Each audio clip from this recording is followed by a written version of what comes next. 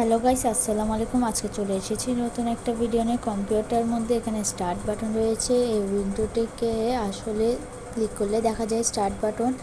এখানে আমরা সার্চও করতে পারবো। চাইলে যে অ্যাপ আমাদের সামনে রাখা প্রয়োজন সে অ্যাপটি আমরা নিয়ে এসে সামনে রাখতে পারবো।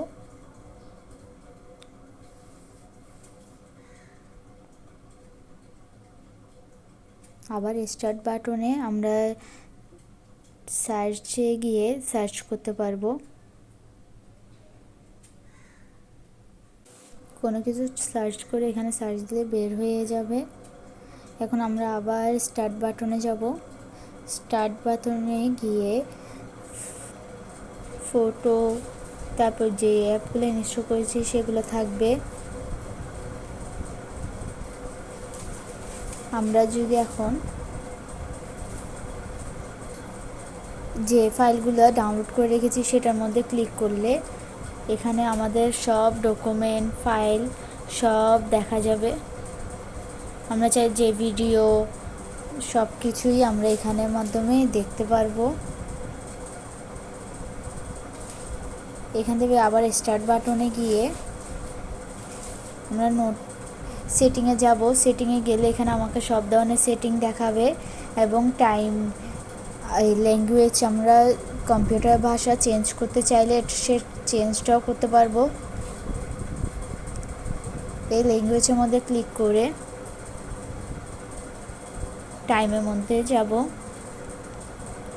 ক্লিক করার পর এখানে আমাদের দেখা যাচ্ছে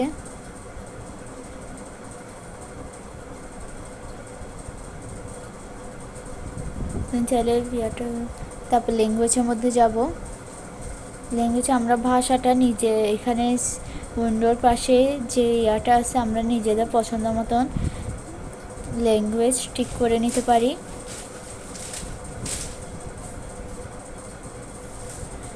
আমার এখানে ইংলিশ ভাষা দেওয়া আছে, আমি ইংলিশ সিলেক্ট করছি এবং এখানে অ্যাড ল্যাঙ্গুয়েজ একটা অপশন দেওয়া আছে।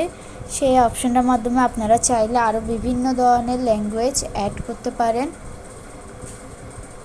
এখানে আপনারা অনেক ধরনের আরবি, ফার্সি, ফ্রান্স, জার্মানি সব ধরনেরই ভাষা পেয়ে যাবেন।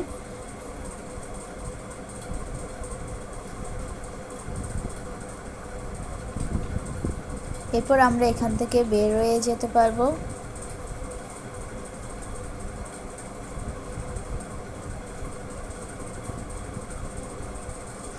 বের হয়ে যাওয়ার পর আমরা আবার স্টার্ট বা এখানে স্লিপ মোড দিলে মানে ল্যাপটপ ভিতরে কাজ করবে, কিন্তু সব অ্যাপ স্লিপ হয়ে যাবে, শাটডাউন মানে একদম বন্ধ হয়ে যাবে।